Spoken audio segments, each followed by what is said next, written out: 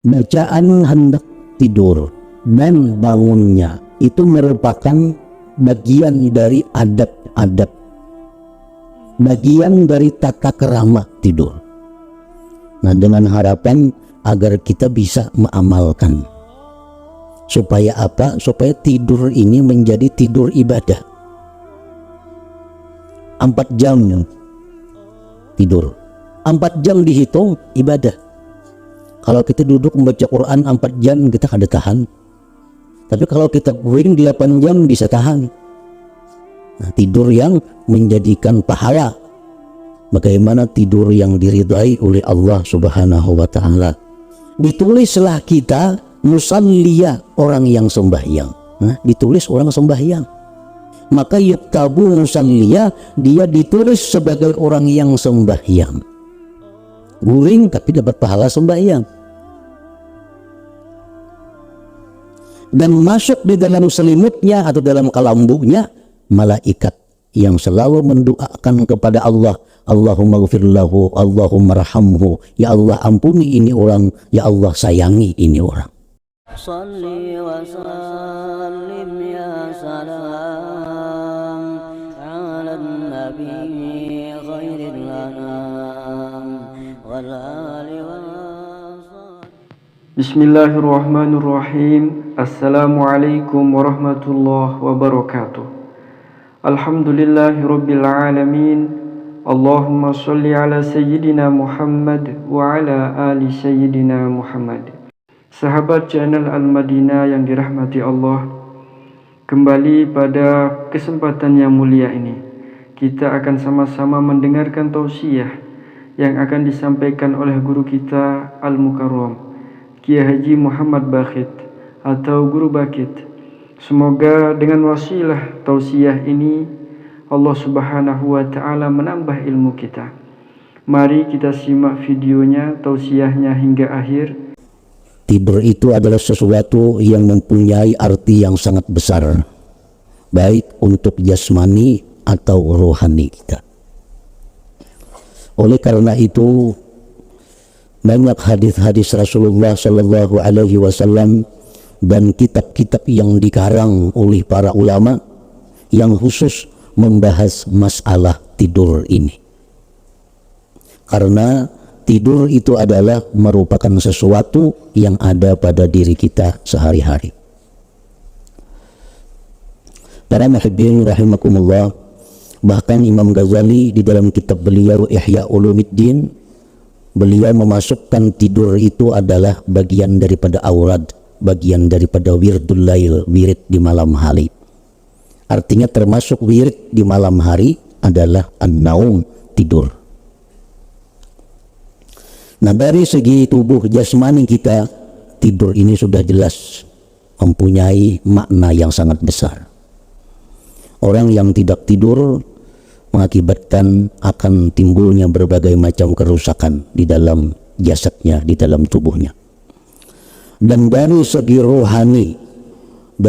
rohani, tidur ini adalah memberikan kepada kita isyarat bahwa kematian itu akan terjadi pasti, dan bangun tidur nanti adalah merupakan isyarat tentang hari berbangkitnya manusia. Itu salah satu daripada faidah atau hikmah yang ada di dalam tidur, untuk kita tafakur bahwa tidur itu adalah pelajaran dari Allah kepada kita, menambah keimanan kita kepada Allah tentang kematian dan hari berbangkit sesudahnya. Nah, para muhibbin rahimakumullah, menurut hukum syara atau fikih, tidur ini bermacam-macam hukumnya. Ada tidur itu hukumnya sunat. Tidur yang sunat itu adalah tidur yang bertata kerama, tidur yang beradab. Ada tidur itu yang hukumnya makruh, tidur sesudah asar atau sesudah sembahyang subuh. Ada tidur itu hukumnya haram. Tidur yang hukumnya haram ini adalah tidur sesudah masuk waktu salat, sedangkan tidak ada keyakinan terbangun sebelum habis waktu salat.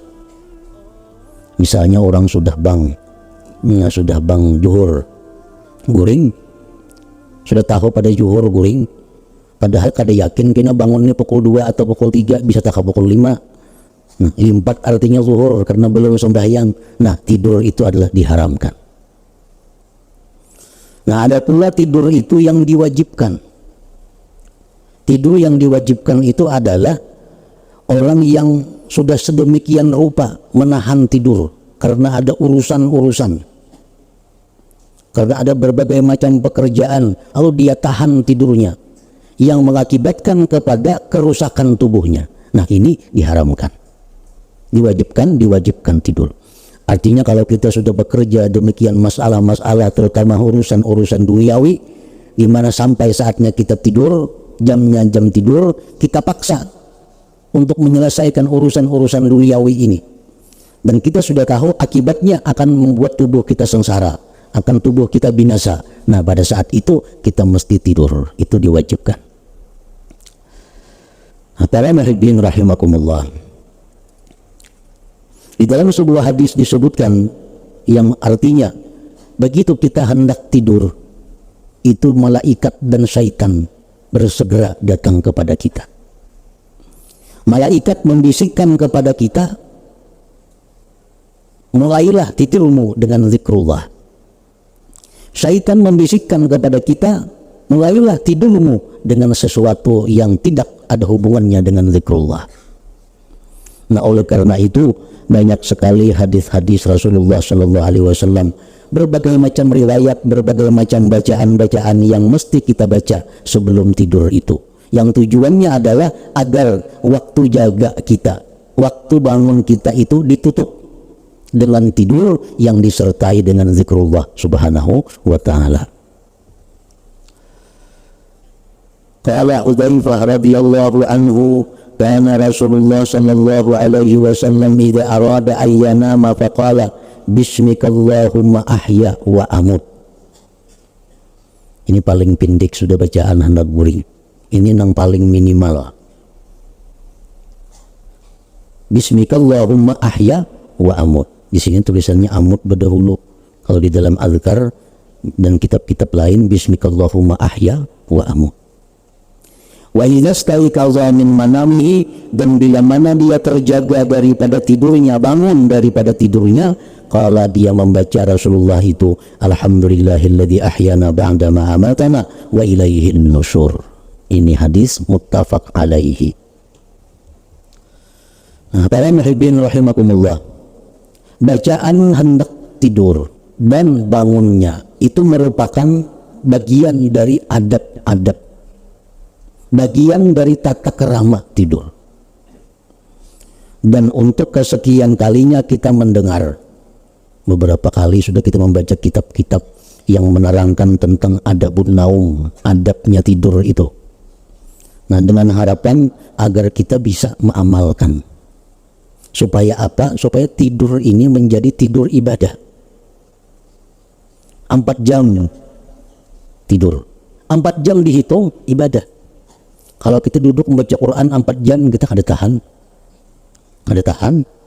Kalau kada singgerakan 4 jam baca Quran aja, bisa kada tahan itu. Tapi kalau kita guring 8 jam bisa tahan.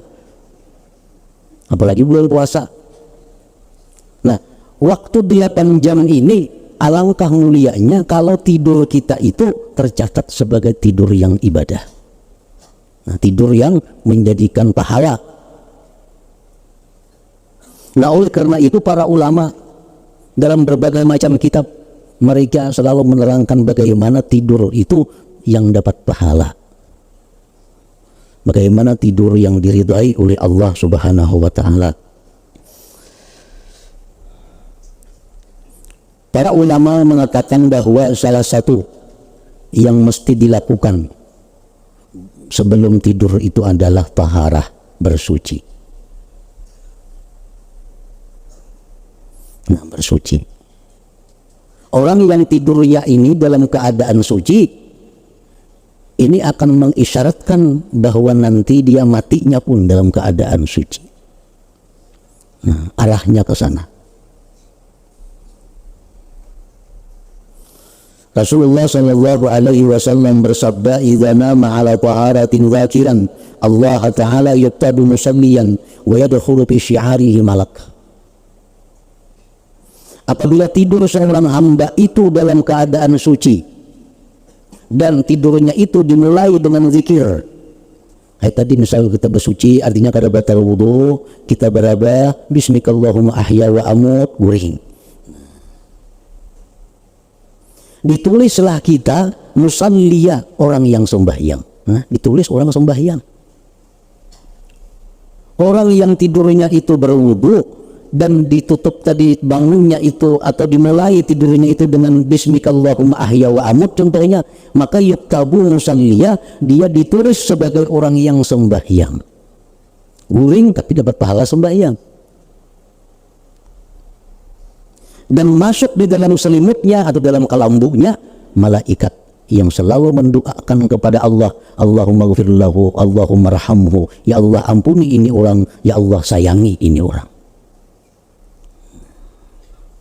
Nah, itu pentingnya tidur itu berwudu sebelumnya dan ada zikir sebelum tidur itu.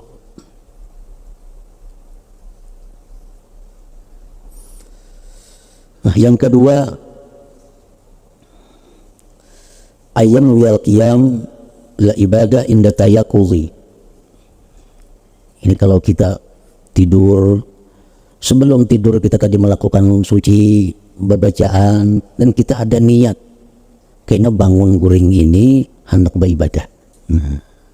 Bangun tengah malam hendak tahajud, amunnya bangun siang ada ibadah apa yang kita laksanakan.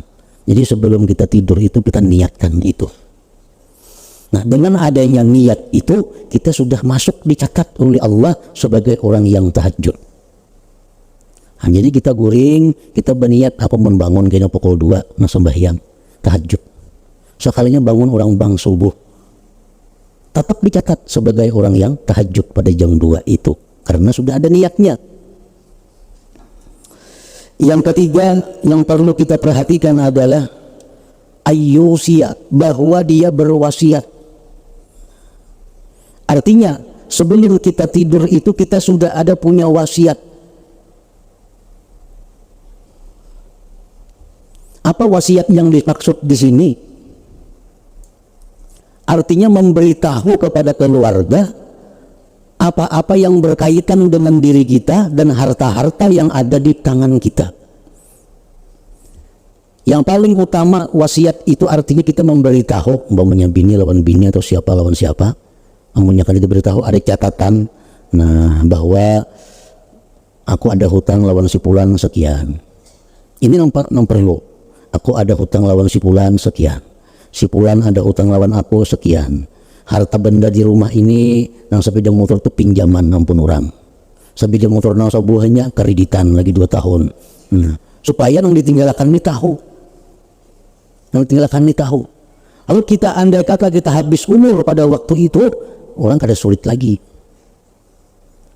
Orang kada jadi masalah lagi karena sudah jelas ada kita uraikan. Nah, itu yang dimaksud wasiat sebelum tidur ini. Artinya kalau kada ada perubahan, ya kada perlu ada wasiat, cukup 1 kali wasiat. Misalnya hari ini keadaannya seperti semalam aja, kada ada perubahan, kada perlu ada wasiat. Misal isuknya ada orang menitip barang lawan kita, nah itu perlu tambahan. Nah, hari ini umpamanya ada orang mandak barang itu barang orang itu lain barang kita. Nah, ini maksudnya. Supaya kita mati itu masuk kubur kada membawa sesuatu yang bukan punya kita. Nah, itu yang dimaksud bahwa sebelum tidur itu hendaknya berwasiat. Nah, para muhibbin rahimakumullah, Imam Al-Ghazali mengatakan, fa inna man mata min ghairi wasiyatin lam yu'dhan lahu fil kalam bil barzakh ila yaumil qiyamah yatazawwaruhu al-amwat wa yatahaddatsun wa huwa la yatakallam. Orang yang mati tidak ada punya wasiat itu, dia tidak bisa berkata-kata di alam barzakh sampai hari kiamat. Orang ini mati kada ada bertinggal wasiat. Padahal banyak masalah yang dihadapinya. Ada hutang ini, ada hutang itu, ada ampun orang, ada pinjaman, ada macam-macam, kada ada keterangannya diisi, kada ada wasiatnya. Mati, nah ini di alam kubur tidak diberi izin untuk berbicara sampai hari kiamat. Dan waktu kawan-kawan kubur ini mailangi inya di dalam kubur itu, kada kau menjawab. Kan diceritakan bahwa kalau kita mati itu di dalam kubur itu diilangi oleh tetangga-tetangga kubur itu. Di mana kau ini kayak apa si Pulan ini di mana si Hatta Jaka. Kan awas terbetul 20 tahun mati. Masih hidup aja kayaknya di mana merantau kau atau berapa ekor anaknya. Nah, bertakon bila orang ini kata berwasiat ini besok kada kau menjawab. Lam yu'dzan lahu bil kalam bil barzakh ila yaumil qiyamah. Yang keempat lagi adabnya itu yang perlu ayatuba min kulli dzambin, bahwa dia tobat dari dosa. Nah, waktu hendak guring itu tobat dahulu.